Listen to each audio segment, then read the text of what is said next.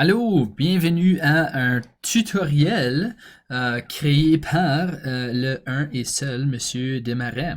Donc, le but pour notre petite leçon aujourd'hui, c'est d'apprendre comment utiliser GeoGebra afin de faire ce genre de dessin. Alors, travailler avec des beaux cercles et des angles, et toutes les bonnes choses que nous voulons apprendre. Donc, lorsque vous avez ouvert GeoGebra Geometry, c'est ici où ce que nous allons vraiment travailler. Donc, vous avez déjà vu un petit tutoriel sur comment utiliser le programme et nous allons construire ou approfondir ces connaissances. Donc, si vous regardez à gauche de votre écran, vous allez voir Basic Tools. Il n'y a pas assez ici pour travailler avec.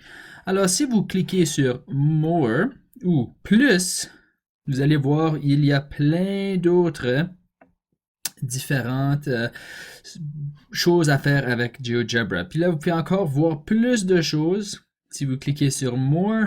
Et voilà toutes les différentes options que GeoGebra Geometry offre pour vous. Alors, travailler avec les cercles, premièrement, nous allons créer un cercle avec un centre.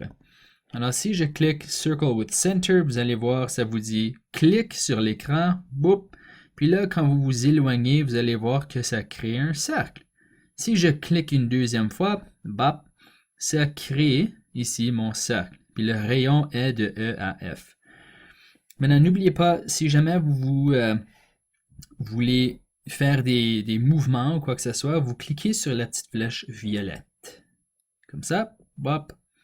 Ça, c'est le Move qui vous permet de, par exemple, déplacer votre cercle, de l'agrandir ou le réduire. OK. Maintenant, nous allons premièrement construire notre angle du centre. Notre angle du centre, c'est l'angle formé par le centre. OK. Pour cela, vous avez besoin premièrement d'un autre point sur le cercle. Alors, si je clique sur Point, et ensuite je clique sur mon cercle, vous voyez comment que la petite main arrive, là je clique, pop, j'ai le point G. Pour créer un segment, je retourne dans ma boîte d'outils, puis je clique Segment. Segment, j'ai besoin de 2 points. Alors, je clique sur G, et ensuite sur E, puis là, vous voyez, j'ai créé le segment G à E.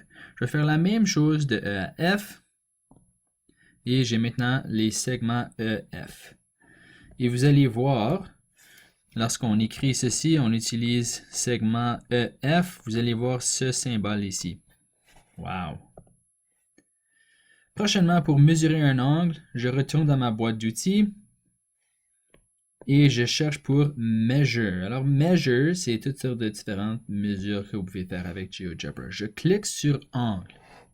Pour mesurer un angle, on a besoin de 3 points. Alors, si je clique sur G et ensuite sur mon centre, alors ça, c'est le sommet de mon angle, et finalement sur le point F, comme ça, il apparaît maintenant la mesure de l'angle au centre. Alors voilà la mesure de l'angle au centre.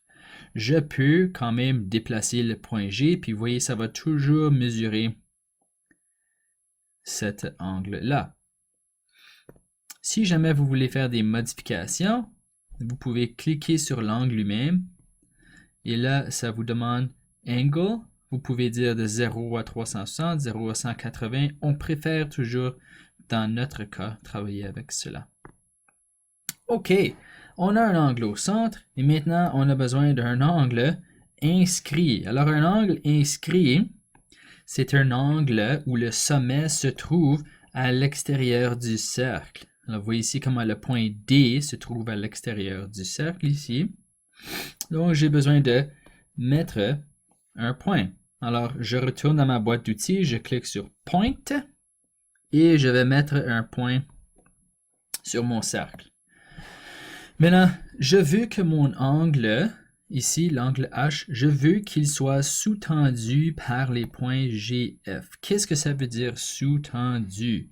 Ça veut dire que les bras, les segments de mon angle vont rejoindre G et F. Comment faire ça? Je retourne dans ma boîte d'outils. Segment.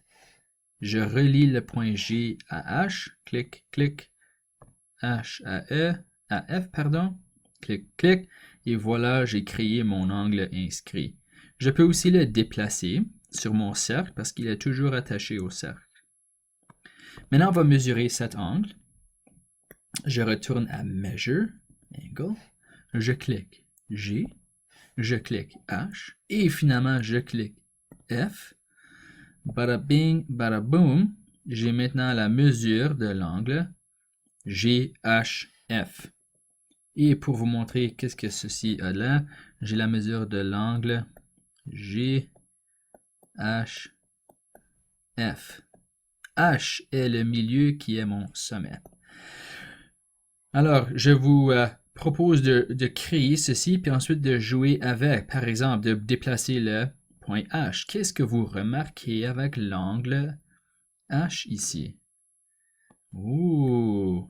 Ensuite, si je déplace le point G, qu'est-ce que vous remarquez avec l'angle au centre et son angle inscrit? Ah! Puis, si je bouge tout mon cercle, plein de belles choses se passent.